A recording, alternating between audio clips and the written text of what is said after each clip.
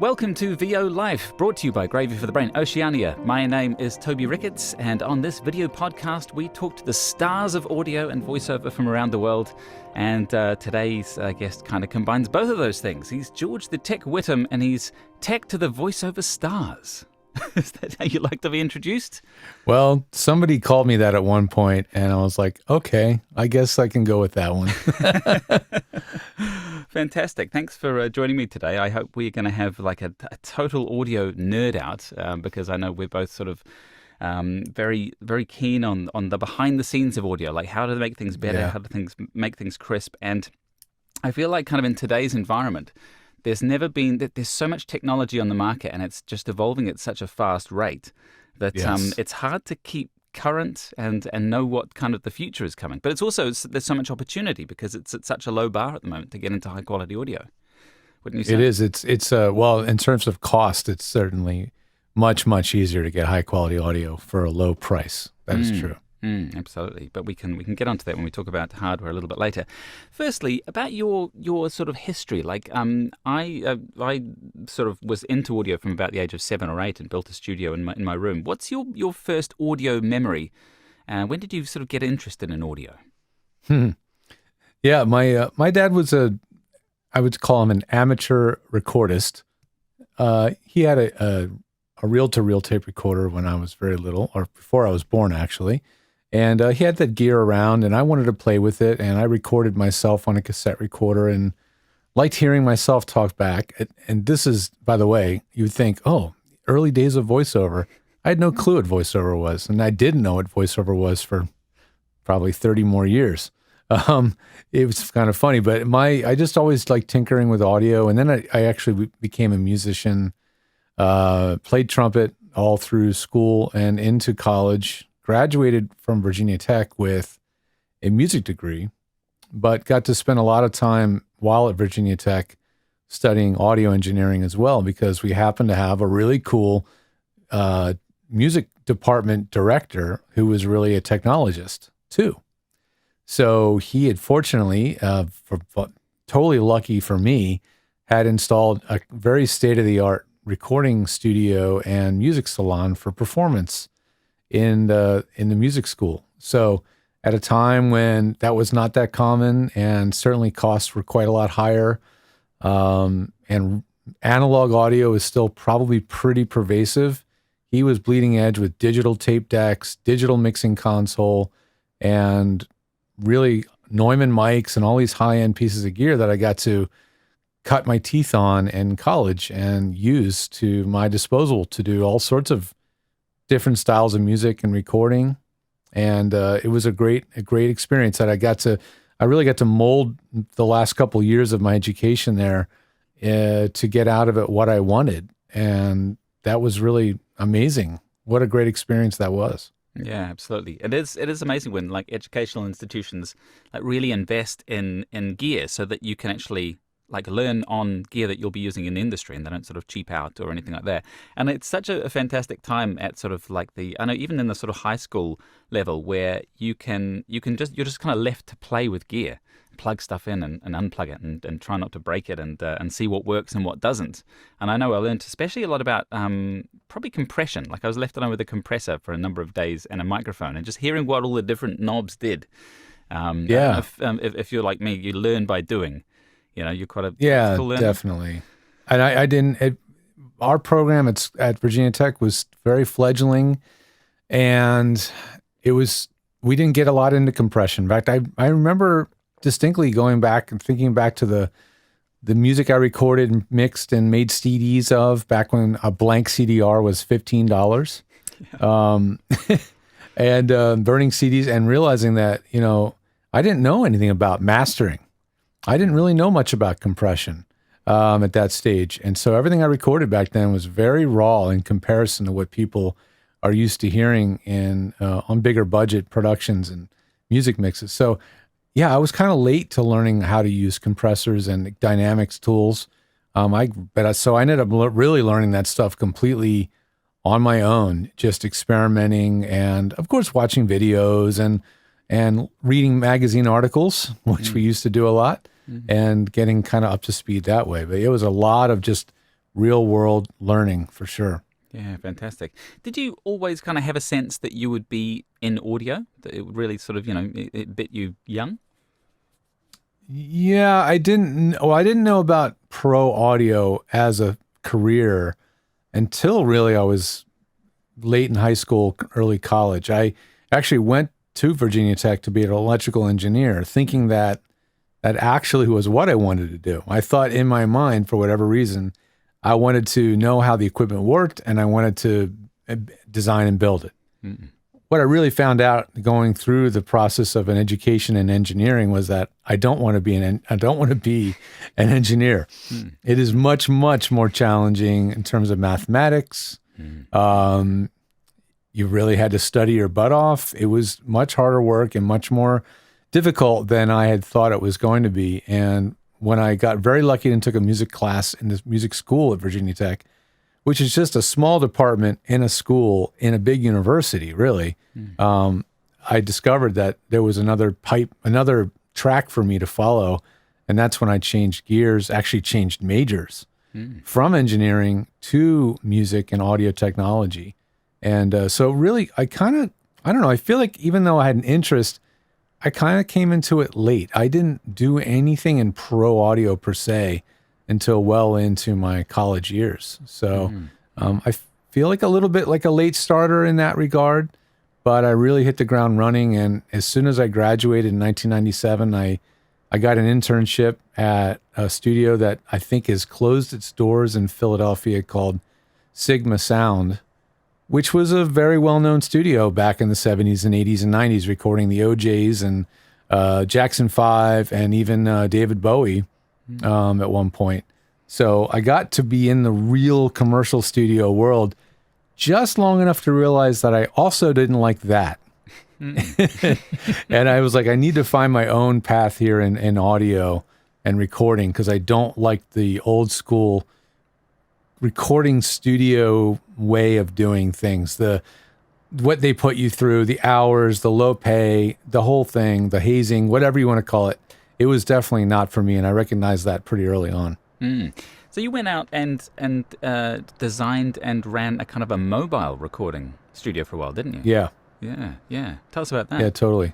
I started out with a mobile studio because I just had that weird opportunity to do something different, and my dad just so happened to have kind of an old ragtag mobile home RV that was available to me. And I'd probably read articles about live and remote recording, and I thought that sounded really cool to me.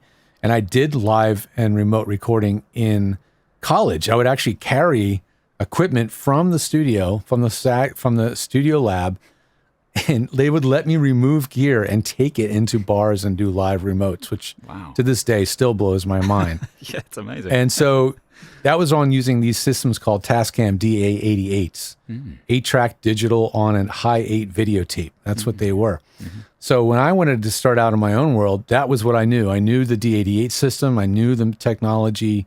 I knew what it was capable of. And that's what I had ended up adapting and putting into the RV. So I had a 24-track, 24-channel setup, multi-track, with this huge 150-foot long cable snake that I could drag out and pull into a venue and tap into the live sound system inside and do live remotes. And it was talk about figuring things out as you go along, solving problems and dealing in a live situation and having to still get great audio. It was a heck of an education, and I learned a lot in the real world that way. It wasn't the pristine commercial studio where it's a controlled environment and you have the best microphones money can buy and all these things at your disposal. I had budget gear and I had to make it work and get the best results I possibly could out of it. And so that definitely helped get me to where I am now in terms of helping people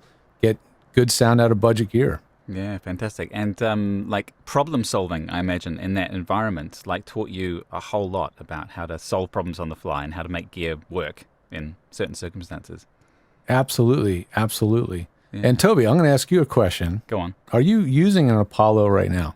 No, not using an Apollo, actually. I've got an unusual audio interface from Arturia, the French company. I've heard of Arturia. I've seen them, but I've never used one. Audio Fuse. I thought they looked really cool. They have so much functionality. Yeah, in that in little a tiny package, box. all USB powered as well, which is fantastic. But it's almost, and we're going to talk about interfaces later because I'm currently like rethinking my entire interface like theory because I've just had one die on me, and so it's like, oh, it's time to buy something else. And it does make you think. Do you just replace and just get back to work, or do you go? Yeah. Do you pivot? So anyway, sorry, I don't know why that popped in my head. No, that's right. It was probably the ambient noise level rose because there's a rainstorm going over. I don't know if anyone else knows. That's what I was hearing. See? It was going up, yeah. I was hearing what I call a waterfall or whooshing or a white noise, and I'm thinking, is that his preamp? Yeah, exactly. Is that the Apollo?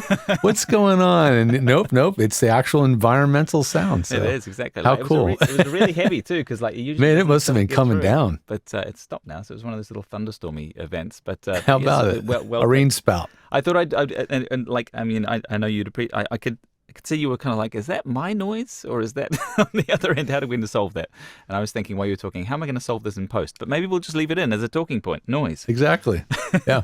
So what made you start George the Tech? How did you fall into being, and you're kind of like, tell us about your business. You're mainly for voiceover artists to sort of get the best sound out of their budget, right? Yeah, absolutely. It's always been about voiceover artists. It's become more lately into other things that are tangentially related, audiobooks, of course, and now, of course, podcasting. I do get occasionally asked to dial in a podcasting system, and occasionally even then a live streaming or recording, camera system. Far less, but it's 99% audio, and it's all because of really one guy that led me down the path. Because I was flashback to. Let's say around 2000, 2001. Actually, there was one very, very distinctive moment in my life that changed the trajectory of my career forever, and that literally was the 9/11 attacks on New York City. My very mentor in audio, Lane Massey, he was the engineer that was doing all of the audio for the radio broadcasts that covered all of the Eagles NFL football games. So anywhere they went, he and his crew went along with them. And I had been hanging out with Lane and my cousin Andy, who's still doing that job to this day, all these years later, and Lane, by the way. And I was hanging out with them. They were doing some music jams, and they were telling me about what they do. And I was like, man, that sounds cool. I would love to do that. And Lane said, well, let me see if I can get an extra pass. They're real stingy about getting extra passes, but if I can get you an extra one, I'll let you come in and you can watch how I do what we do. And sure enough, they needed an extra parabolic mic operator. Talk about unusual microphones. Yeah, absolutely. And they were like, so he was like, hey, this is an opportunity. If you want to be the second parabolic mic operator, now's your chance. And I stepped up. And that was my first experience ever being at an Eagles game, at an NFL game, in a stadium. It was standing on the sideline, trying to get not run over by the camera cart and not be too distracted by the cheerleaders standing right over here and the football players over. It was crazy. It was intense. But I stood on that sideline and I did the sound with a dish microphone. The next game, he was like, we have our mics covered, but I'll see if I can get you a spare pass. I'll get you up in the booth with me. Then I can show you how things run up in the booth. And he did. And then the week after, 9/11, everything changed, right? And my friend Lane's like, I'm not flying anymore. I am done with flying. I've been to 11 years worth of games. I've had enough of this stuff. And he was freaking out like a lot of people were. And he said, you know what? Everybody wants that job. Nobody says that you're going to get that job just because you happen to show up and be in the booth. But you're the only one qualified at this point. And I was like barely qualified. I had one game to learn how that system worked. Wow. And it was not just a Mackie mixer with labels. It was this custom-made rack full of stuff that Lane had custom-made, cobbled together. It was really, really amazing. So this could go on forever, and I'll try to wrap it up. But basically, I got the job. He was like, no one else can do it. You're on. You're hired. I ended up doing the next game back in Philadelphia, and everything trial by fire. I managed to make it. They kept me coming back, and in doing so, that whole process of working with the station, I ended up meeting a producer named Howard Parker. Howard Parker actually moved to New York. He needed a studio, so Lane and I built his studio there. I just tagged along. Flash forward, Howard moves to California. A few years later, I moved to California in 2004, and Howard found out I was there, and he said, "Hey, would you help me do a little update to my studio?" This would be my first official, going into a VO booth and doing the work, not just watching Lane or hanging out. And I did some updates and did some this and that. And he said, "This is great, man. It's great to have you here. I'll let my manager know in New York, hey, this guy has been really helpful to me." And that's where it came from. I call Howard Parker Client Zero because he literally created this business for me by getting me connected to a top promo and trailer agent, or actually manager. And then he told a few folks, and that was like, okay, this is a business. I need to drop everything else I was doing, including at the time when I moved to LA, I was production mixing, boom operating on film sets, doing anything I could do to find a career in audio.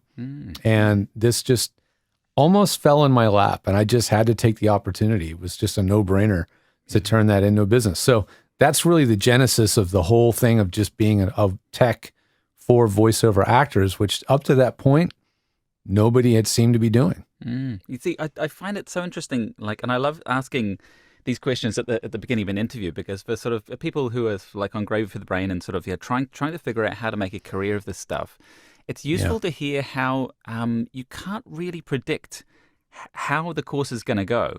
But as long as you hang around in the industry and kind of tangentially on the sides, as long as you're doing something in audio or around it, you just eventually fall into it. It's like the old adage of luck favors the prepared. And so if you have the knowledge, and if you're waiting for if you're on the station waiting for that train, eventually a train's going to come through and pick you right up. I love that phrase, luck favors the prepared. It's absolutely true. It's just being persistent. I could have just kind of holed away in a studio, like I got Sigma Sound, and I could have stayed in Philly, and I could have just been stuck in that kind of role. And, maybe I could have made a few hit records. Who knows if I had stuck it out long enough, but I just knew I wasn't happy there. And so I just didn't stick it out. I was like, I'm not happy here. I'm going to change things. And just kind of let things flow a little bit, and followed, these different pointers saying you should, there's a sign, this is something you should try. Yeah. And you've really solidified when I met Don LaFontaine. Yeah, absolutely. When I met him, I was just going to ask you who you worked with. So do you want to start with Don LaFontaine, and where do you go from there? I know, where do you go from there? That's the thing, is I'd already worked with Howard Parker, who's an incredibly talented, successful promo, trailer, commercial voiceover. Then he introduced me to Melissa Disney and Rick Robles and Rick Wasserman through his manager. All of them are still my clients and friends at this point. And this is 2005, I want to say. And then through all these different connections and getting to know a studio engineer, that studio engineer, Steve Nafshin, said, "Hey, I'm getting a buzz from this guy, Don's studio. I'm hearing a buzz all the time when I record him, because he's doing remotes. He's on ISDN. That's the thing. I learned ISDN back in the radio days, so I already knew about ISDN. That was another little lucky strike. So he was like, you got to go see Don. He's like, I'll get you his number. You guys can talk. I'm like, oh, cool. Who's Don? And he was like, oh, yeah, you'll know. You'll know. I had no idea who he was until I walked into his studio, and he said, just a second, George, I got to record a spot for a trailer real quick. And he does the Simpsons movie. Yeah. And in hearing him in context on that trailer, it was just, everything connected, the dots all connected in my brain. I was like, holy cow, this guy's a legend. And I'm in this legend studio. So I was nice to him. I listened to what he needed. I was patient and just was loyal, and just helped him whatever he needed. And he was keeping me busy enough that I had to drop. I was working on a film set occasionally, and I would get a call from Don, and the second AD would be like, dude, get off the phone. Get off the phone. You already have a job. They hated that if you're on the phone. So yeah, so that's where it came from. It was thankful a referral of a referral of a referral. Connection, and then once that happened, I was like, yep, this is the business. Don was like, hey, nobody does this. What, they built my studio and disappeared. I don't have a guy to call. There's nobody that I have for support. I'm like, this is nuts. Why isn't anybody doing this? And that's when it was like, okay, I need to make this happen. That's when the business really started to really focus. That's when I took my website, which was all like various recording stuff. I had my remote truck on it, had all this gear that I was like, that's when I like kind of rehashed everything, focused everything on voiceover, and just changed the trajectory right there. Yeah, absolutely.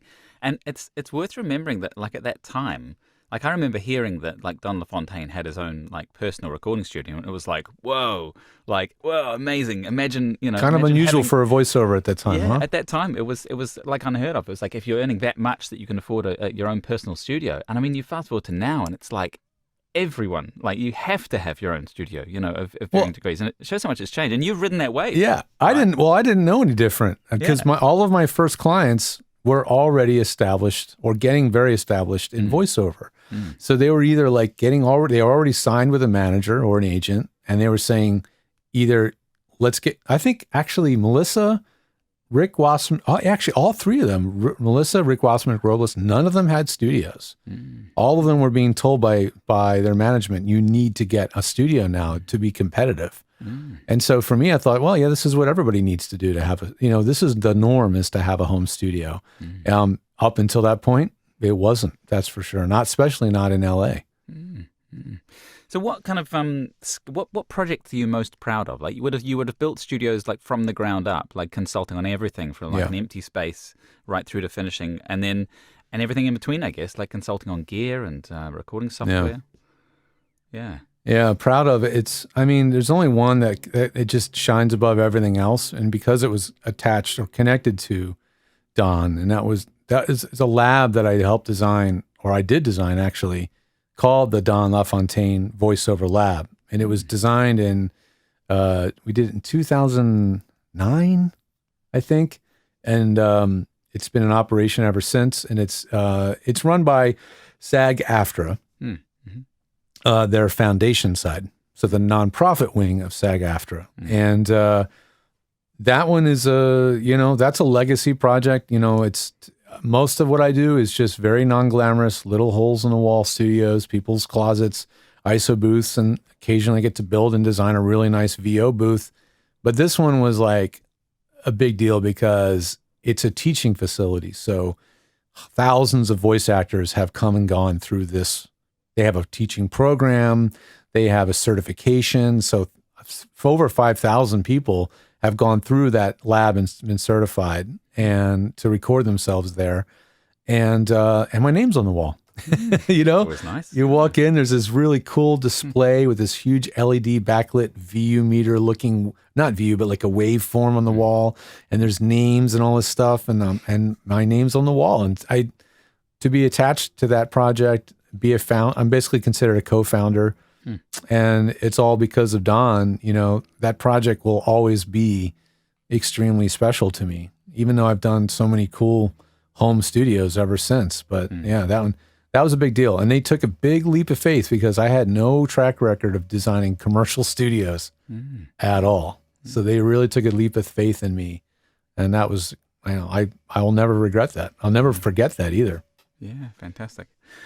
And do you obviously have a home studio. You're talking to us through a very unusual looking but nice sounding mic. Is that a ribbon mic or something? Okay, let's be clear about my home studio. My home studio is a second room in a 2-bedroom apartment. I'm relying heavily on down expander processing to take out the background noise. I'm eating my mic. I'm about a fist width away to make sure I get the best signal to noise ratio. I'm doing everything I can. The room is completely cluttered with stuff, which acoustically makes it sound pretty good. Yeah. I always leave my closet door full of clothing open because that helps acoustically. Yeah. It's just this crazy amalgamation of practical things. If I count, there's probably 1, 2, 3, 4 actual acoustical panels in the whole room. Yeah. That's the reality of my space. But I just happen to have a really nice mic here Yeah. thanks to a sponsorship of the podcast I do called Pro Audio Suite. Yeah. This is an Austrian Audio OC818. This is an amazing microphone. Yeah. And I would never have had this mic if it wasn't for their support of the show. And it really is an incredible microphone. It's a bit like when you visit a builder's house, isn't it? Like, and there's just like panels missing, there's holes in the drywall, and they're like, I'll get to that. It's not that unusual. Yeah. I mean, I've met a few contractors with some mind-blowing homes that they live in, but on the whole, that's kind of the truth. And it's a little bit relatable to me. I don't have a real super amazing soundproof studio. I do see in the future getting an ISO booth of my own for doing testing and demonstrations.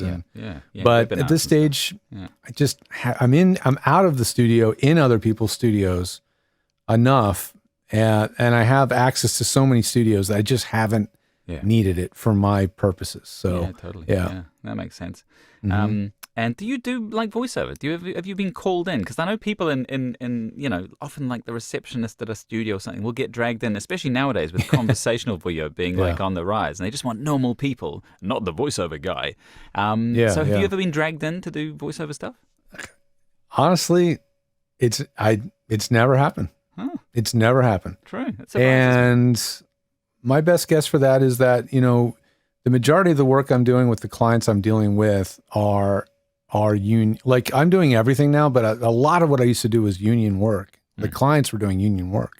I'm not doing union. I don't have any, there's no union thing I can join, right, for what I do. I'm completely freelance. Yeah. But a lot of my clients are union, and, that kind of work, they don't just call someone in. That's true. Absolutely. And and then I guess because I'm never really connected to the client of my client, so that just, those connections just never really happened. And also I can sound okay on microphone. I have a decent voice and all that kind of stuff, but I dipped my toe in a little bit of voiceover coaching or being coached in commercial. And I realized, this is actually pretty hard. This is difficult. It didn't come naturally. I can read a book. I could read a narration for a corporate narration, but something sounding convincing on a commercial, let alone doing characters or something, I was like, this is really a lot of work. And by the time I was dabbling in it, I was already much too busy running this business. So who knows? I mean, maybe 5, 10, 15 years, I will want to wind down some of the work I'm doing and get more into voice and actually try to be a voice actor. I don't know. I don't know what's going to happen, but I've never done it in any way professionally, and I've never been paid for voiceover. And also, I don't want to be a competitor to my clients either. That's true. So that's true. Yeah. It's just always kind of been a ethical thing for me. I just, I don't want to be another person competing for the same work that they are. Fair enough. Yeah, it's a good answer. So, what do you think? Like, before we get into sort of nitty gritty of acoustics, mics, interfaces, and doors and everything, like, what are the top 3 things that newbie voiceovers should know about recording audio? Would you say? Maybe not top 3. Maybe the general things to keep in mind. Yeah. Well, soundproofing is expensive. That's probably number 1. So, putting foam on the wall, hanging a blanket over a window, none of these things are soundproofing. They do not stop noise. By the rain at the start of this interview. Yeah. I mean, even if you've invested quite a lot in building a space, you can still get sound that transmits in. And the sound that you heard, if it ends up in the edit, is subtle and could be very easily cleaned up in post. But it was there. It was noticeable. And, would that noise be an issue to the client you're working with? Would they notice it? Would they have an issue with that? And would they tell you that your studio isn't up to snuff for their project, right? So when you're starting out, you're not, unless you've been gifted a hell of a healthy budget to buy a total ISO, a proper ISO booth, or even build something. If you don't have $25,000 to $30,000 startup cost, you're not going to be doing that. You're going to be taking a room like this, like a normal room, or you're going to be going into the closet trying to get away from and escape from any noise you can find And that's where you're going to be starting from. So noise for you is almost always going to be your biggest issue, depending on where you live. If you're in an urban, suburban area, certainly noise is your biggest enemy. If you're in a pretty rural, remote location, you might be really lucky, and noise is not really a big issue until there's bad weather. So it just depends on your situation. But the noise issues are what you're always going to be fighting with, and that's going to be your biggest concern and your challenge, right? So that's one thing. Another thing that's really important to keep in mind is the acoustics of the space you're recording inside of.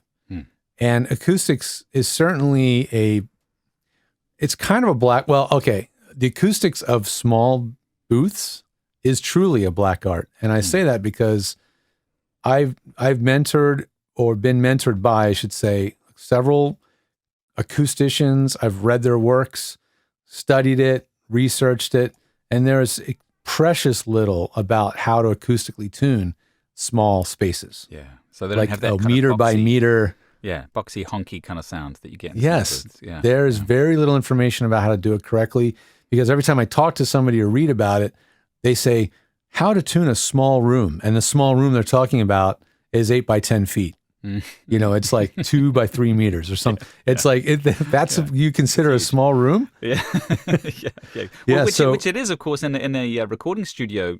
Like a Sigma sound context. That is a small room. Commercial like studio. That is a small room. Yeah, exactly. Absolutely. So, but it's totally changed now, where you've got like rooms that are like 2 feet by 1.5 Yes. feet. And it's and that's all people have often, and sometimes that is the most, like I always say, walk-in wardrobes are like such a blessing if you have a house with one of those, because it's right in the core of the house, no windows. It's I'm literally already. about to help a lady tune her closet in New York, because that is almost literally the size it's going to be when it's done. It's going to be about 1.5 feet by 2 feet when it's treated. I said it's going to be small. I hope you do short form recording. Exactly. Yeah. So that's another one. You're going to be uncomfortable. You're going to be in a cramped space, and it's going to get hot. And I would not recommend to most people to even consider starting with something like long form, like audiobooks, books, because it seems like an easy bar event to enter because of this system called ACX now, where you can enter that universe with you basically can just sort of walk in and say, here I am. And as long as you check the right boxes in terms of tech and all these things, you can be an audio narrator, and they don't realize, oh man, there are so many details involved. It's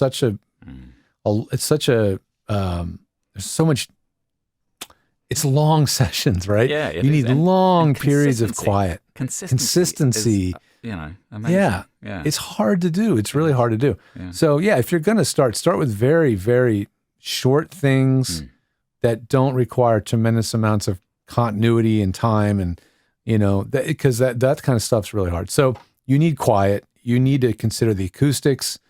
And another way to think of acoustics is like the lighting in a photo, right? You know how a good photo looks when it's lit correctly, and you know what's like when you're trying to take pictures of your friends at the beach at noon, where all the sun is coming down like this, and it looks terrible, right? We all know that, right? Well, the acoustics is that for sound.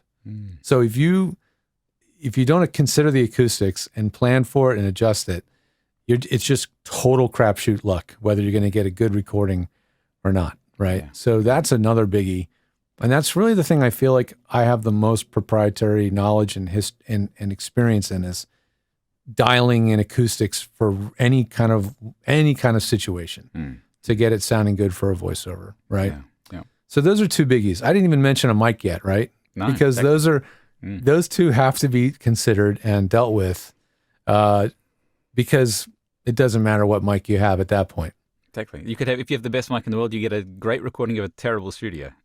Yeah, one of my favorite things I always used to teach in one of my webinars and classes was they did a test, a blind A/B test, where they recorded a voiceover on 2 different mics. One of them was the mic you're on, the U87. The other mic was one of these, a Shure SM58. $100, $3,000, right? So they recorded the same thing on both mics, and then they had a bunch of people listen to the 2 tracks and say which one sounds better. I think what they said was more expensive. Which one sounds more expensive? Well, of course, what they did was stack everything against the U87. So bad mic placement, all these things were done incorrectly. The SM58, I think in this case, it was just a mic placement thing. I think it was just how far close the mic was. And it was all stacked up against the U87, and anybody that listened to that sample would pick this mic. And that's all to say that a $100 mic will sound a lot better used properly in the right way, in the right placement and everything, than a $3,000 mic will sound used incorrectly, right? So technique is everything. Really yeah, is. absolutely. That's so true. Yeah. I've told the story to my students before, but when I bought the U87 in my old studio, I was using a 416 and getting great results. It was fantastic. And I built the studio around the 416 because it's so directional. And I bought the U87, treated myself because it'd been a good year, and put it in, and I was just so crestfallen with the sound because suddenly, instead of this directional, it was picking up the entire room, and I just got so much of the acoustics, and I was like, wow, this was really horrible. So I've designed this new studio like around the U87 and the fact that it's cardioid and it's picking up everything from the room, and it's just such a different sort of thing. And a lot of people think you buy a great mic and you get a great sound, but it's so not true. It's like it picks up so much detail. Your studio needs to be as good as the mic to get like superior results, not the other way around. It's absolutely true. Yeah. A cheap but okay mic will sound amazing in a good room, and a really expensive mic in a badly tuned room will sound worse than the cheap mic did. Absolutely. Which is really, it's really crazy thing, but it's so true. So yeah, I mean, really, microphones are so darn affordable now. I mean, Australia makes great mics. China makes great mics. Yeah. Obviously, the usual suspects, Germany, Austria, and the US, all make great mics, and you can spend $100 and you can spend $10,000. I can name every mic in between those two price points, absolutely. and get good results. There's a lot of options out there. So have you heard of the Go-To Tools U87 copy? No, Go-To Tools? Okay, we need to have a conversation about this. So there's a company in Brooklyn, and I'm about to do a video about this on YouTube, and they sell this mic here, which looks just like a U87, has all the same stickers. Everything about it is exactly the same. And I've done quite a lot of testing now, and I cannot tell this apart from this mic. And this one cost $130. That's crazy. And it's just, I'm kind of, like, mics have got to that point now where it's almost like all the secrets have been found and are duplicated. And I'm just amazed at how you can buy a really cheap mic, and as long as you've got a good room, like you say, and kind of a good interface to interface it with, the mic is now like the least consideration almost. You know? Well, I guess all the patents have expired on the U87 because that is identical copy. I don't know how they don't get. That's what I was wondering. That's what I was wondering. And I mean, he's out there saying that he doesn't. And like it even says Neumann U87 on it. So I mean, yeah, I'm a bit worried for him actually. But but get in before they get busted, because like it's a good thing to have in the kit in case. Yeah, well, they're in Brooklyn, but they're not made there. I can tell you that. And the thing is, like, they don't, unless they QC each and every single mic that goes out before you buy it. He reckons he does. He hand builds them himself, but for that price. How much money did you say? $130. That sounds. How is it possible? There's more. There's more to know about this. That's very fascinating. Yeah, it is fascinating. I'll send you the website, and they do U47 copies as well, and they do TLM 102s, 103s. It's unbelievable. But and I've got a friend that builds mics from kits overseas, and he's like, I can't even buy the components for double that. Like, yeah, that's right. That's right. Just, that's right. But it does a very convincing job of being U87. Well, it certainly looks the same. Yeah, it's plastic instead of metal. That's basically the only difference from the outside. But I'll send you my comparison video when I finish it. But well, I guess it's the whole point of that is to say that, yes, exactly what you said. The technology behind the capsule that's inside, the electronics inside, that was all designed 40, 50 years ago. Or 30 to 40, 50 years ago, right? Yeah. So all we're doing over and over is iterating and repeating and knocking off the same mics over and over and over. And of course, that's going to get cheaper, right? It's only companies that are thinking outside the box and doing unique things like this mic here that where the cost of the mic to me feels truly justified now. So if you buy Neumann U87, you buy it because of like exactly what you said. You had a good year. Things have been going well. You just want to get the real thing. You want a real U87, you know, and plus, that's a really good reason to buy one. If you're working with engineers in another country and it is a really high, it's a national TVC or something, if you tell an engineer, I've got a U87, they just know what they're dealing with straight away. They don't have to research it, see what coloration it has. It's just everyone has one that's like been the industry standard for such long. And same with the 416, which I think is as good as the like different, but yes, I recommend it thoroughly. Absolutely. Yeah. So microphones are, and before we were doing a lot on Zoom, you could just basically straight up lie. Yeah, absolutely. And a lot of people wouldn't have the first clue what microphone you're actually using, unless that mic is way, way off base. Yeah. So technology is changing, but really the microphone that most people are using, including that U87, including this Audio-Technica here, is a 50-plus-year-old design, and the technology has really not changed much. And you know, people are like, I tell people all the time, you can hold up your iPhone, and if you hold it still, get an amazing photo, and let the software do everything else. Computational photography, right? There is a precious little on the audio side of things, which I would call computational audio. Nobody's doing it. Not really. There is stuff out there, but it's all very kind of on the fringes, but it's not taken seriously. And it still requires proper mic placement at the right distance. There's no focus ring. You can't adjust the zoom on the mic. You can't adjust the aperture. It's just and all proper mic technique. You know, there are reverb removal tools and all that kind of stuff, but it's you can hear it. Like it's you know, it screams when you use it. It does remove the reverb, but at what cost? Like it takes off all your high notes. It makes it sound all muddy and stuff. And it's surprising that it hasn't come like that far with the computational audio, like you say. I think it's going to. I think it's starting to. I think there's some companies that are really into supporting streamers that do live streaming of games. Yeah, true. They're willing to spend quite a lot of money on gear, and they're really, the bar is raised dramatically in terms of quality of what's expected from them now. So they're seeing more. There is some new things coming down the pipeline where the mics are becoming smarter and have more capabilities. But all in all, you're spending $1,000+ for an old-fashioned piece of technology. It's just all there is to it. It doesn't do all that much different from the mic from 50 years ago. Yeah, absolutely. Yeah. So, we talked about mics and stuff. So what the mic goes into, like interfaces, is also another area where the cost has just gone down hugely in the last 5 to 10 years. Like, you know, it used to cost a lot. You need to have the sound card that, you know, I remember my Sound Blast at 5.1 that, you know, had to go straight to the motherboard. And had optical connections and all this amazing stuff. And now it's just like, I mean, you can get something for like $100 that does a very good job, even for professional voice jobs. You know, I have a library of them right here. Yeah, right. This is every Digidesign M-Box ever made right here. That's the first one. This is the second one. Oh, those are phone patches in the middle. And there's another one up here you can't see. It's M-Boxes were the thing that everybody was buying because they were buying Pro Tools and they were buying an M-Box. Totally. And now, but the preamps were not good at all. They didn't sound that great, and you really needed external preamps and everything. Now the preamps built into the user interfaces, or the USB interfaces, are in a similar way with the microphones. It's a technology that's matured, and now it's been shrunk into a chip.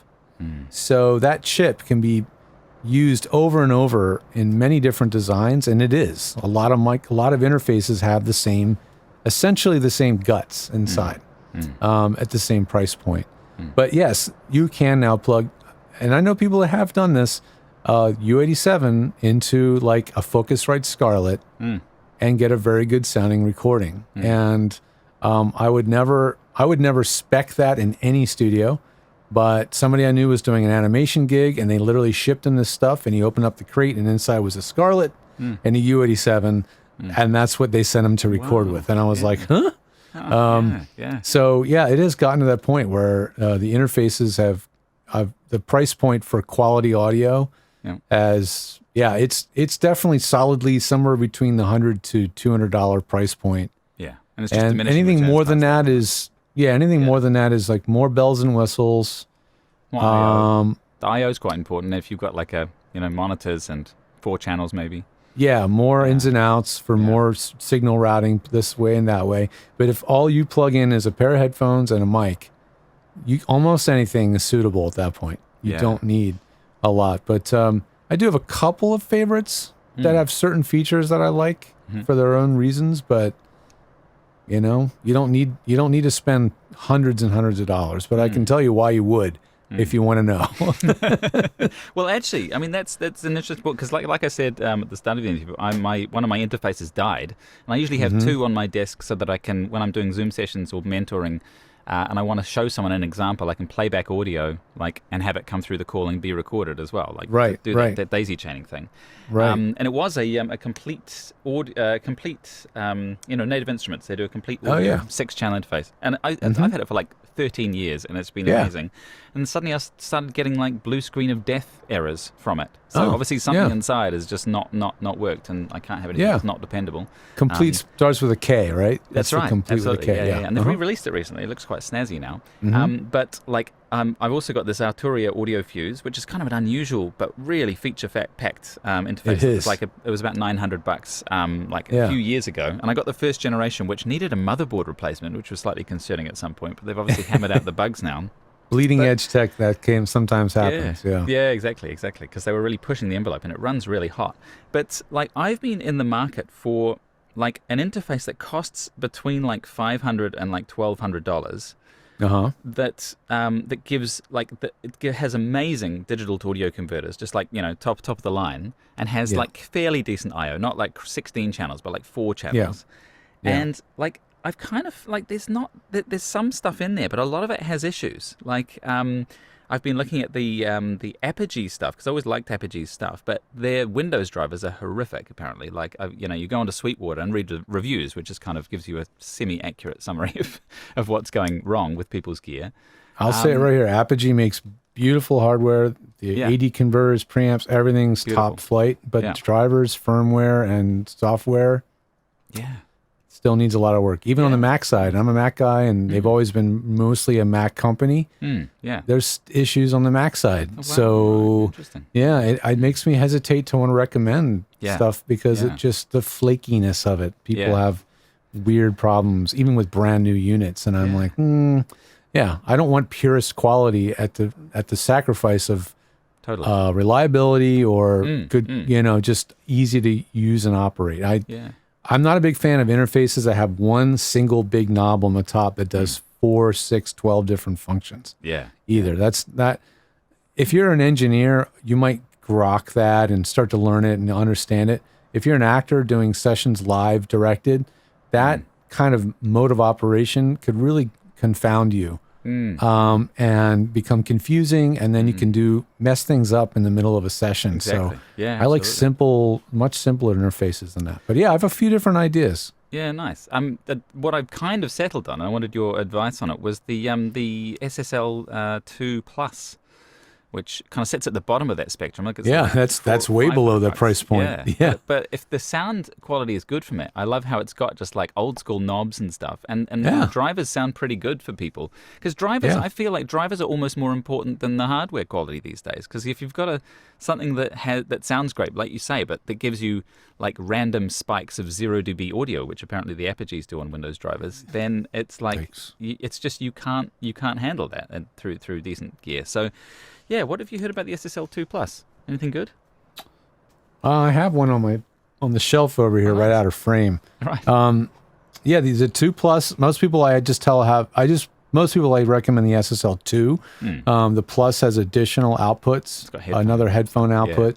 So it's got a few extras for people that do more than one thing at a time. Maybe they have a booth and they have an actor, or if they want more in and out, that's the 2 Plus. But it's proven to be very reliable. I don't know of a unit that has failed any of my clients yet, and I've recommended it for at least 6 months to a year now, whenever it came out. It's passed the fidelity tests because my buddy Andrew Peters in Melbourne, who Who's I do been on my this podcast. Yes, he mentioned that that fact. he's been using SSL2 as his road kit. So he just brings an SSL2, and as we love to call it, a 41.6. Yeah, that's right. And he takes it along, and he can pick up stuff on the road, record remotely, and that stuff can very easily be edited into his stuff that he recorded at home on a very different chain. Actually, this microphone and the OC818, and then he's got I think he's got a Neve preamp and some other really high-end gear, like an RME interface, and really, really high-end stuff. And he's able to, that stuff's able to be cut right in. So that's all I really, that's what I like about the SSL2 is it has that one knob, one function, old school design, which I think an actor really can more easily understand and use, especially in the heat of a live session. Yeah, absolutely. Oh, can you knock the gain down a little bit? Sure. Grab the knob, turn it down. Totally. Or it could be, yes, just a second. Let me click the preamp button. Oh, that's channel 2. Click the preamp again. Oh, now it's on channel 1. Oh, now I can turn the knob. Like, that's just a fiddly way of getting things done. And anybody knows in cameras too. Pro cameras aren't pro cameras necessarily because the picture quality is amazing. Because there's cheap cameras with amazing picture quality. It's the function of it's like every function has a switch or a knob. Yeah, you can get the camera, the whole side, it's got covered in switches and knobs because everything can be accessed on the fly immediately. Totally. And I like that. I would love it if that idea was to be expanded. I know SSL has some bigger siblings to the SSL2. They have the Big 6. Right, yeah. And so they have the 6 and the Big 6. Yeah, right. And if you want to take that idea to the next level of SSL quality, one knob per feature, and a USB interface, that's the next stage. Yeah, nice. It's a lot more expensive. Right. But I have installed one, and it's a fantastic piece of kit. So yeah, nice. Yeah, speaking really about nice. the one switch, I was looking at the Sound Devices one. You know, Sound Devices do all those the on-set recording, and they're famous for like military-grade hardware and great converters and stuff. Yeah, I had one for a while. Oh, nice. But their box like has dip switches to access some of their function, like phantom power and low-cut roll-off. And I'm like, I can't get out a toothpick every time I want to unplug my mic and like that kind of stuff. Like that's not a very good design feature in my opinion. Yeah, that is for field use where you want absolutely no chance of accidentally changing the state of those switches. That's true. And that's what that was designed for. Makes sense. Yeah. They do have a newer generation of stuff called the MixPre series, the MixPre 3 and the 6. And that one feels more like a digital interface. It's got a menu screen and it's got everything's done through menus and settings on screen. Right. Okay. So that kind of like they have evolved the design, and it's actually even more affordable too. I've actually played around with one quite a bit, but yeah, that dip switch idea. That's another company. I don't know if you get these in your neck of the woods, your side of the planet, but there's a company called Centrance. It's spelled with a C, right? And they make some really interesting products because they sort of take the same design language of sound devices where it's simple, one knob per feature, analog interface feel, but really, really high quality sound. And they don't go overboard with bells and whistles in terms of, there's no firmware, first of all. You don't have to worry about the firmware updates. That's good. There's no software console. It just plug it in and it does what it's supposed to do. So it's kind of like taking them in the idea of the SSL2 and shrink it way down into a little portable unit that you can carry around with you. Even plug it into an iPhone because it has a lithium battery internally, so it'll power the phantom power and all the amplifiers. Right. And you get incredibly good sound quality out of it. They have the what's it called? The MicPort Pro, the Mixer Face, and then I have a newer one called the Portcaster. And yeah, they're a really nice one too. Great for travel use because they're all designed around portability. Yeah, absolutely. Well, that's fantastic. That's all good. So, I mean, like going back to, because I know we've probably left a few listeners behind in the sort of beginner sphere with talking about audio interfaces. I sympathize with people coming into the industry because it seems like it's just, it's so complicated. There's so much to know. Where do you sort of start looking for these things? And I usually recommend something simple like the Focusrite Scarlett series because it's like so simple and I haven't really heard any complaints about that stuff. But but audio quality is kind of one of the things. Like with a cheap interface, what are people sacrificing most? Like by cheaping out, like when you gain it up, there's a little bit of hiss maybe. At the really cheap end of things, you're not going to get as much gain. So like if most of us are using sensitive condenser mics, so it's not that big of a problem. But if you are recording a dynamic mic and you need a lot more gain, you usually run out of gain. You just don't get enough. And then when the gain knob is at the very top of the travel, the hiss and the noise goes up. Yeah. Sometimes dramatically on some of them. So it's just not usable gain. You just add noise, right? So that's one thing that happens on some of the lower end ones. Other things that you miss out on is, yes, you don't get as flexible like routing for headphone monitoring. Like I love an interface that has a dedicated knob that controls your headphone monitor, which means blending between the microphone signal and what comes out of the computer. Totally. Yeah, I'm doing it for right now on mine. Interviews and Zooms and Source Connect sessions where you want to be able to, again, you see the theme here, quick on the fly, easy to access. Yep. You have one knob that you can turn and quickly turn them down and turn you up, or turn you down, them up. One knob does that job very, very quickly. And I love gear that incorporates that into the design. Yeah. So that's what you're not going to get that on a Scarlett 2i2, but you'll get it on the Scarlett 2i4. Right. So you got to go up one step to get it, but you can get it. Yeah. The SSL2 has it. Like, I love that. Steinberg UR22, it has that. So there are products in the sub $200 range that does have that feature. It's just, that's one of those little things that's a usability thing that really makes a big difference to me. So sound quality may suffer at the low end. Gain, you're not going to get as much. Headphone monitor control is really lacking. And those are the main things. And then when you get into another category, such as the Universal Audio Polo, literally it's like going into this outer space, whole different level of complexity and functionality. It is, because I wanted to love the Apollo so much, and I bought one, and I lasted like 2 days with it, and I just sold it in frustration because, like, they didn't support Adobe Audition, which I thought, what? Like, that's like the main They do not officially support it. It will work, but they don't officially support it. And Windows drivers are pretty ropey. And then I kind of thought, well, like, you're paying all this money. You're paying like, $1,400 for all of this horsepower, which most engineers don't want you to do. They don't want you to this is one of them right here, by the way. If you're wondering what we're talking about, and this was pulled out of a studio. Right, this was pulled out of another studio. Yeah. So, and it works for some people, but it really doesn't work for others, I've found. And like all that onboard processing power, I find is like kind of over the top. Like it's like you don't need that generally. Like you can do that once it's in your door, unless you're doing like some kind of amazing wizardry over Source Connect, and you need to do it like live to mask something. But usually studios are just like, just get a good mic, a good interface, and just send us the raw audio. We'll do all the stuff. Most of it is for masking things. Like there's a plugin called C-Suite, which is an incredibly good quality noise reduction, dynamic, real-time noise reduction plugin. That, for some people, that's worth the cost of the unit just for that plugin. Depending on their situation. But on the whole, if you're not live streaming, not live recording, and if you're not a recording studio, recording artists that want to hear themselves in their headphones with reverb and compressors and all this stuff, that's what that was designed for. For us in voiceover, most of it is completely unnecessary and will be lost on you. So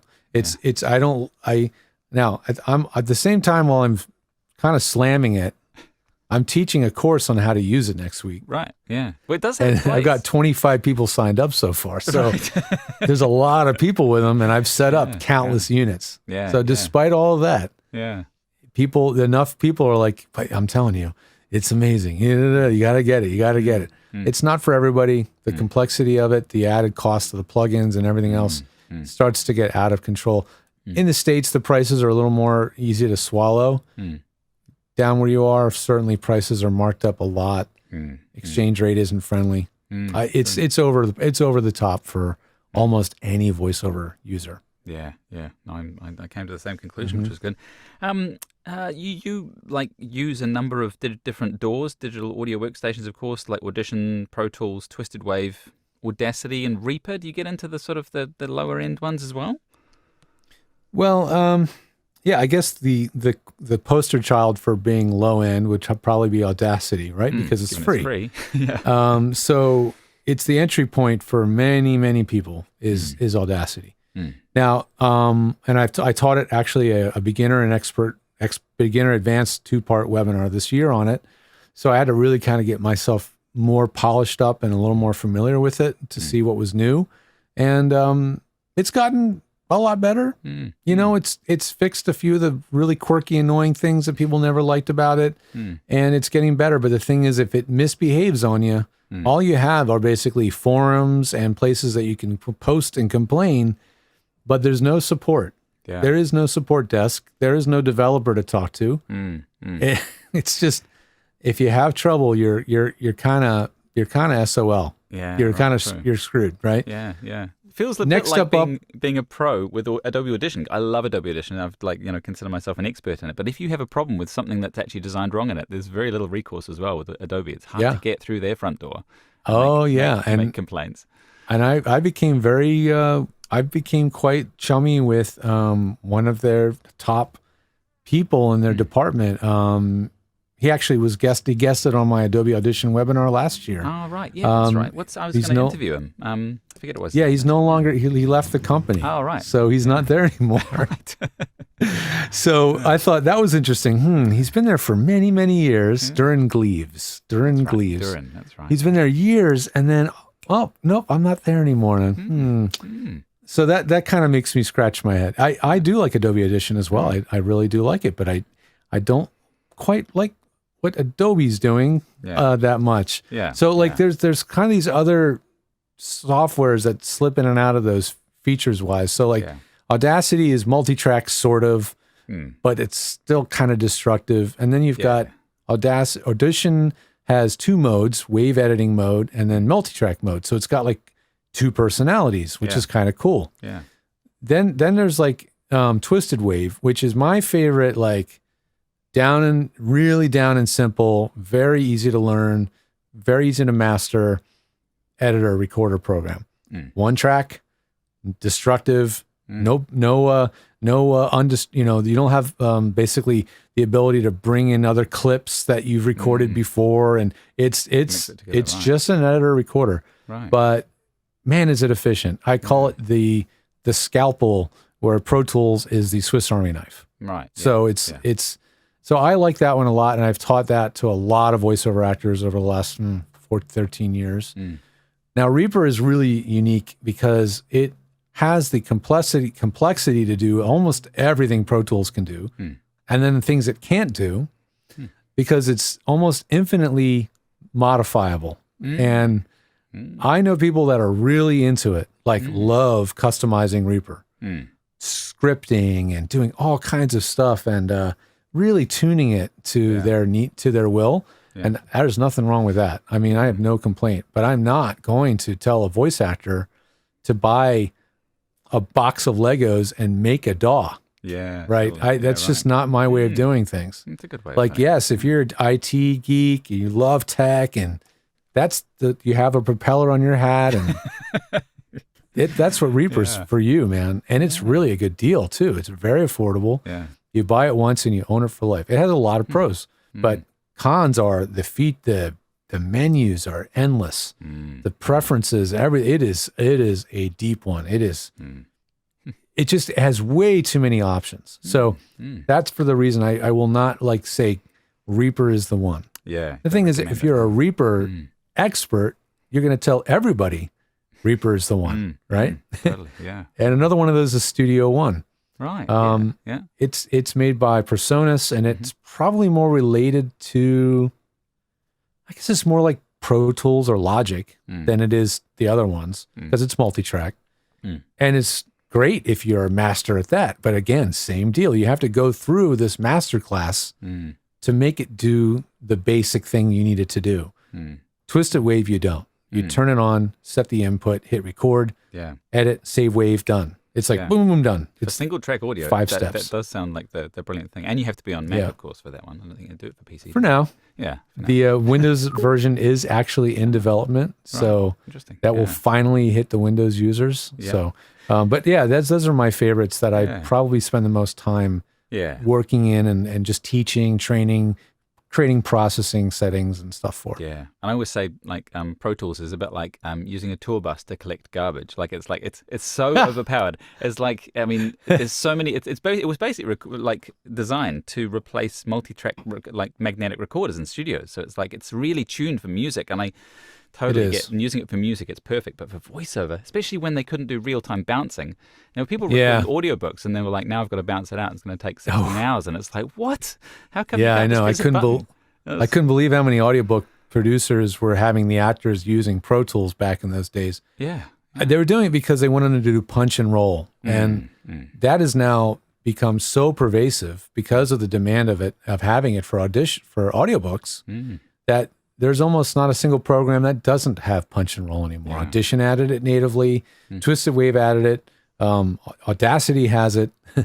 Pretty much everything has punch and roll now. Yeah. So that's really not a reason to get Pro Tools anymore either. Yeah. The reason to get Pro Tools is because you need to learn Pro Tools because you're an engineer, a mixer. You mix for film, you mix for TV. Yeah, that's the standard. It's a standard, and you want to be able to transfer projects between studios. And that's what Pro Tools is for. Yeah, and it's interesting. It's one of its strengths and weaknesses at the same time is that it's completely inflexible. You can't change hotkeys. You can't change any of the settings and mold it to how you like to work. But in the same way, you can go into, if you know Pro Tools, you can go into any studio in the world and use it straight away. Yeah. So it's kind of a strength and a weakness. They're crippled by their own success. They're crippled by their own standardization, right? That is the thing about Pro Tools. And again, Reaper is the dark cloud over Pro Tools that's saying, we can do all that for a lot less money, and you can completely modify every single feature and give everything a custom keyboard shortcut and it's 30 megabytes and it's $100. It's like it's kind of mind blowing when you compare the two. But they're different horses for different courses. Totally. Absolutely, that makes a lot of sense. And finally, plugins, because that's been a huge area recently, and outboard gear. I mean, outboards kind of, I got rid of most of my outboard a long time ago because now it's just, why? Like it needs servicing, and most people just want the raw audio recorded, and then you can do all your stuff in the box, all your compression and stuff. I'll name one piece of outboard gear just because I owned it, and I thought it was amazing for what it was. There was a company called FMR that made the RNC. Okay. RNC stands for really nice compressor. Nice. And it was a third rack size. It was pretty small. It looked like an M-Box, a little M-Box Mini. That's how big it was. And it had an amazing circuit design, and it had this super nice mode. And I used it when I was actually way back when I was a production mixer. I had it between my mixer and my DAT recorder. That's how long ago I was doing this, right? And when you put on super nice, it was ultra transparent. It had no artifacts, no pumping, amazing compression, really clean and transparent. And that's what I want in a compressor. But again, yes, it's all in the box now. It's all done digitally. We all can do it in post. So outboard gear, inserts, and things like this are pretty much in my world, they're pretty much dead. I don't recommend really any outboard gear at this stage of the game for voiceover actors, until they're buying U87s. They're like, well, I want to get the Avalon. Well, go ahead and get the Avalon because you can. But does it make it sound different or better in really any appreciable way? No. Yeah. And if you do that great take, and then the client says, "Oh, can you send us a non-compressed version?" And you're like, "Well, no." Oh, you printed the compression? Oh, oops. Exactly. Yeah. And it's not like it's always that awkward moment where you've done something that's destructive, or you've compressed it on the way in, and they just want it taken off, and you just can't undo compression. It's just one of those things. Can't undo it. Yeah. It is. But there's some really exciting stuff in the world of plugins, like like the RX series from Isotope keeps coming out and keeps being kind of the same, but a little bit different. I'm surprised they haven't done anything in the area of breath removal for voiceover artists, because there's D-breath and there's the RX7 one, but it still misses like breaths all the time, and then takes out like S's and syllables. And I'm waiting for them, listen up, Isotope and Waves, to like make an AI version which learns your breaths, and over time you can say yes or no, that was a breath or wasn't a breath, and it learns and gets better at doing your breaths. But at the moment it's a very kind of like old school, that looks like a breath so I'll get rid of it thing. It's true. I gotta tell you, when it comes to that AI kind of mindset, Waves came out with Clarity VX. Yeah, I tried And it. this is not for deep breathing, but in Noise, terms of something that learns your voice, it literally is a plugin that learns your voice using a neural network.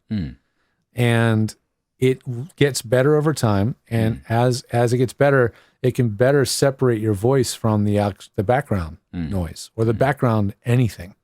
So you can separate your voice out from construction noise, aircraft, anything, and just separate the voice. And the pro version lets you exactly control the blend between the two, and there's a lot more tune it. you can do and tune it. Frequency bands and everything. Yeah, I have the cheap one, just called VX. Yeah. And I don't have a need for it almost ever, but I do demo it and test it for people and show them what it does.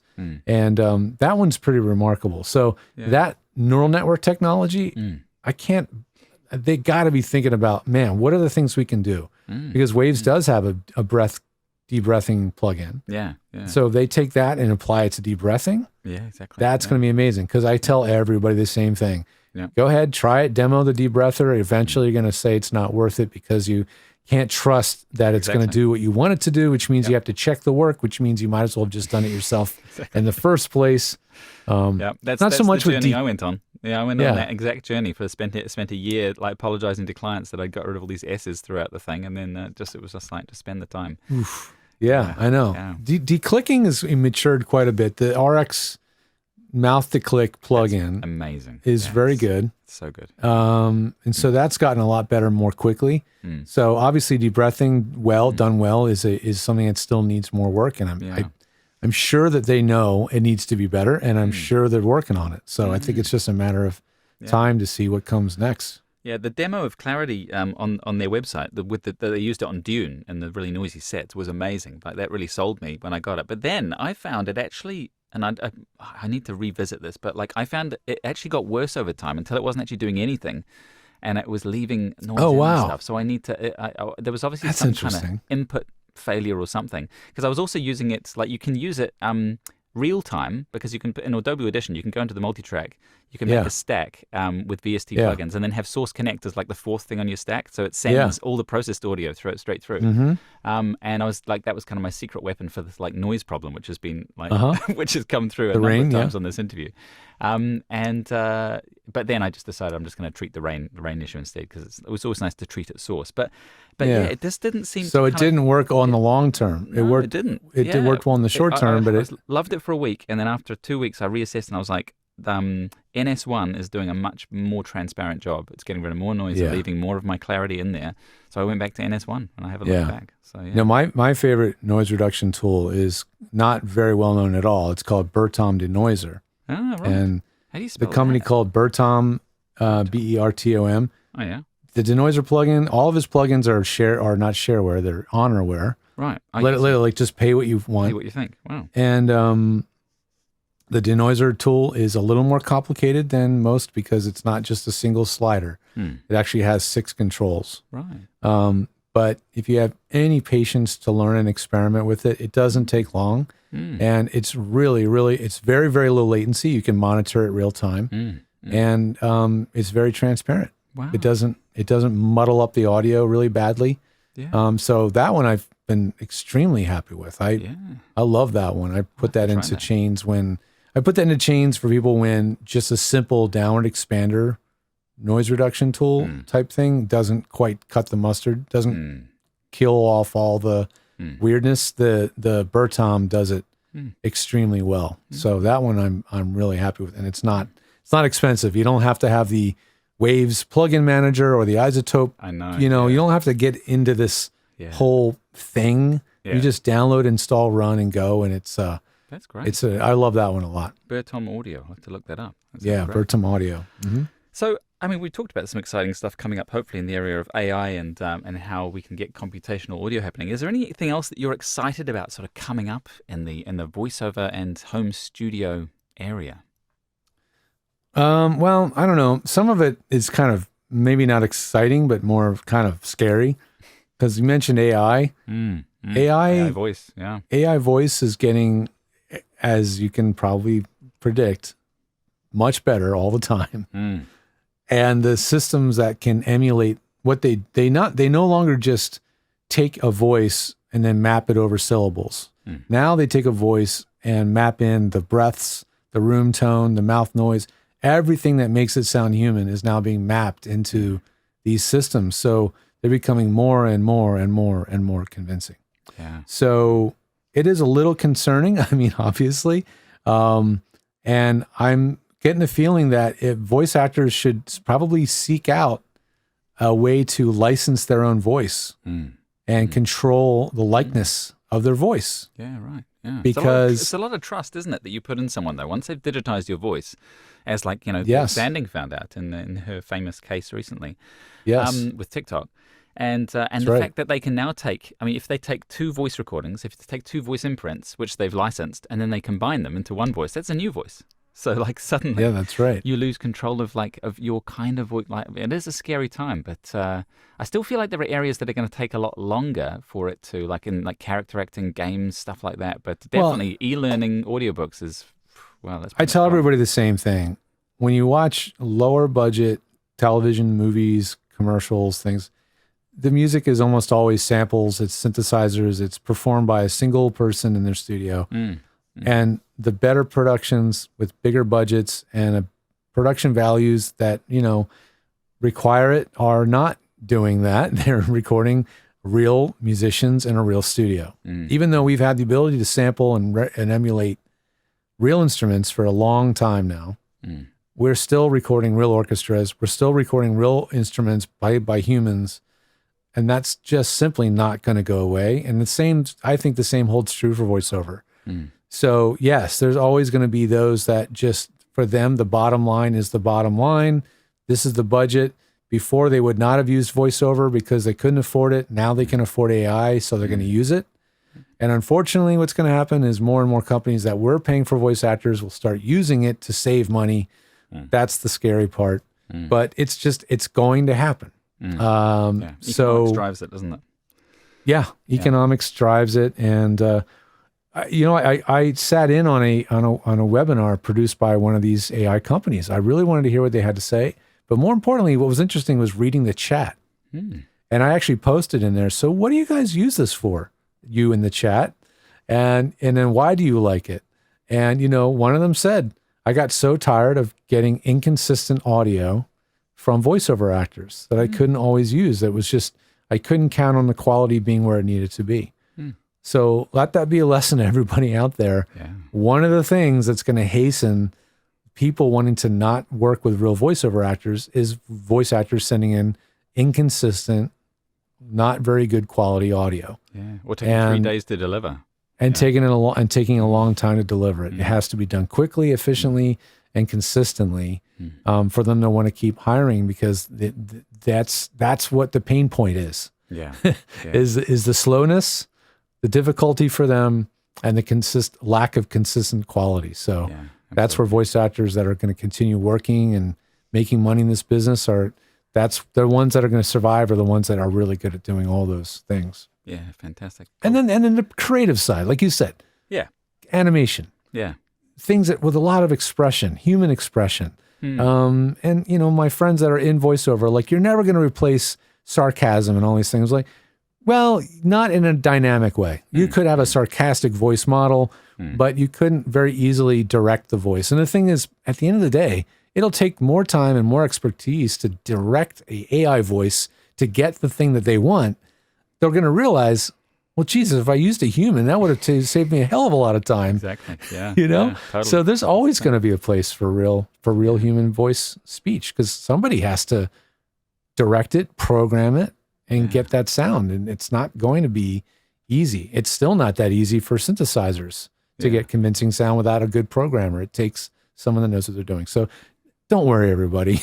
Don't freak out yet. Not just yet. Keep doing what you're doing and stay pro and keep your quality bar up. Yeah. And I think this business will be around for a really long time. Fantastic. Well, on that note of hope for the future, we'll go. But I did want to also note your podcast, the Pro Audio Suite, and of course Voice VOBS as well, which is on VOBS. Facebook.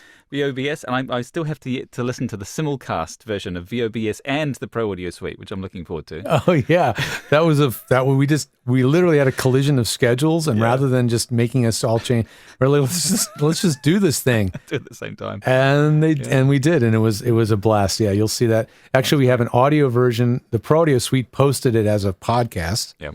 And then VOBS, of course, has it as a video cast, and you can see that at VOBS.tv as well on the web. Oh, cool. Yeah. I've learned so much from the Pro Audio Suite. It's really fantastic to have, a bunch of people together, who are experts in their field, just, shooting the shit and talking about stuff. So it's really good listening every week. We have a lot of fun. And occasionally we teach you something. Yeah, exactly. Lots of chuckling.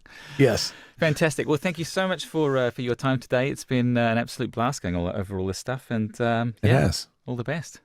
Cheers. Thanks, Toby. I appreciate it. Thanks, everybody at Gravy for the Brain, and I appreciate it very much.